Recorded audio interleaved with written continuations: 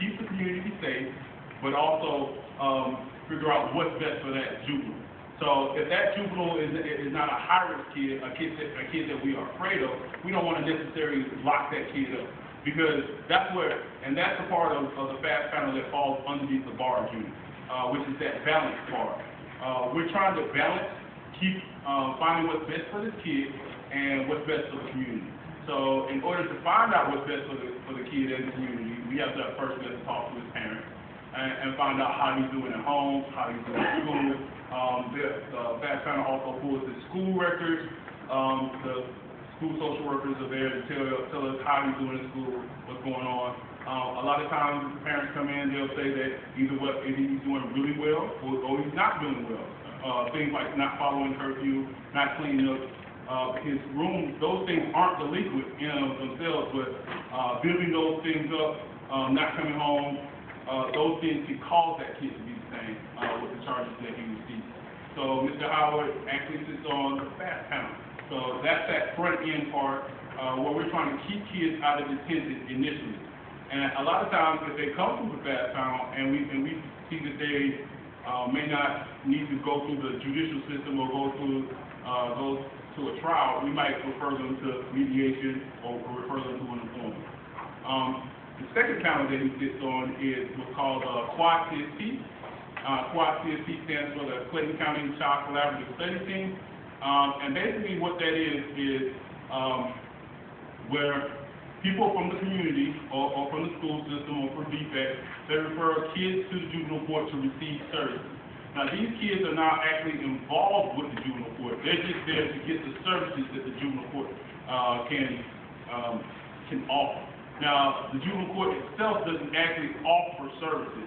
We're kind of like the people who negotiate services. So the service providers come to us and say, we have these services available to you and the people that are involved with your juvenile court. Now, because a lot of other agencies don't have a lot of services that come to them, a lot of agencies refer their kids to us in order for them to get services.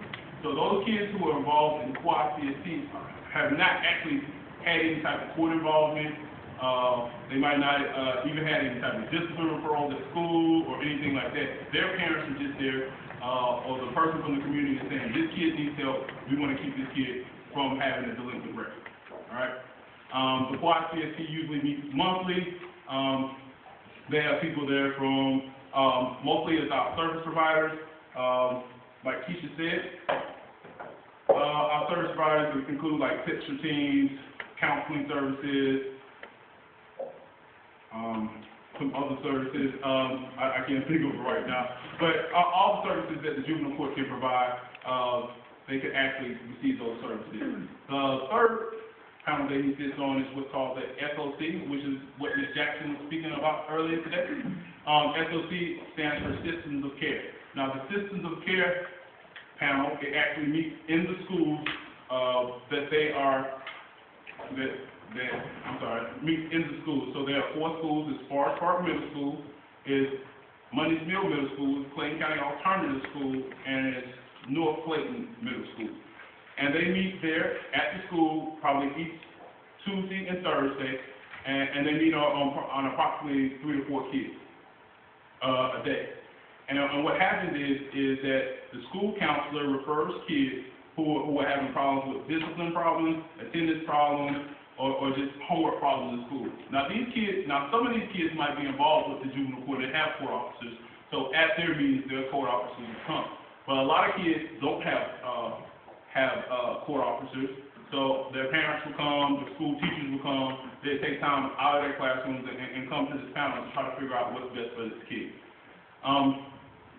So those 3 panels work together in order to keep kids from being involved in the juvenile court system. The SOC and the Quad CSP are pre-court, and the fast panel is actually when you're about to go to, or when you receive a new charge. BARS and JDEI go hand in hand. Without JDEI, there is no BARS, and without BARS, there is no JDEI. Any questions?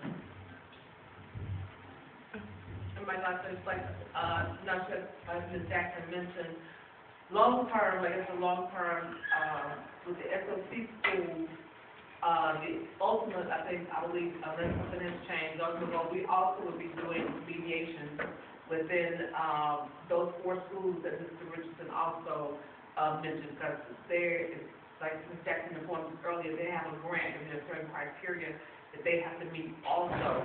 So that's on the table as well. So that's why what Mr. Richardson is talking about now is very important to our courts, because this is the initiative, the mission, the goal of our courts.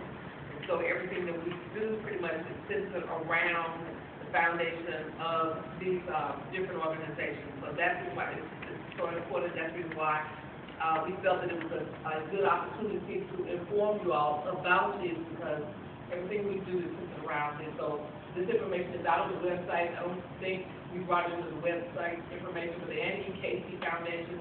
Some of you all may already be familiar with it. I think the OJJCP, Office of Juvenile Justice, for delinquency prevention. I think that's the other website.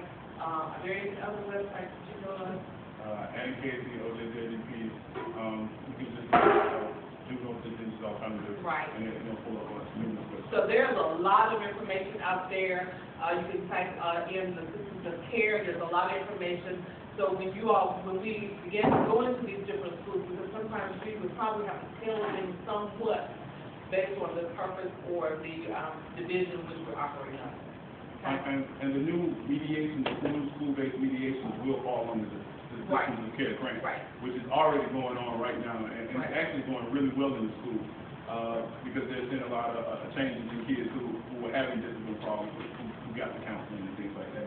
So what we're looking to do is, I think the way we did it with systems of care is we actually got together and a group of us formed that system, tailor-made the system to what we thought would be best, and then eventually, if we thought that there was problems with the system, they'd change the system, and I think that's the same way that they're going to do for the mediation. So your input is definitely wanted, and it's definitely needed, because if you see a problem, please bring it to Ms. Jackson, because she's definitely that person who will make those things happen or change those things for that system.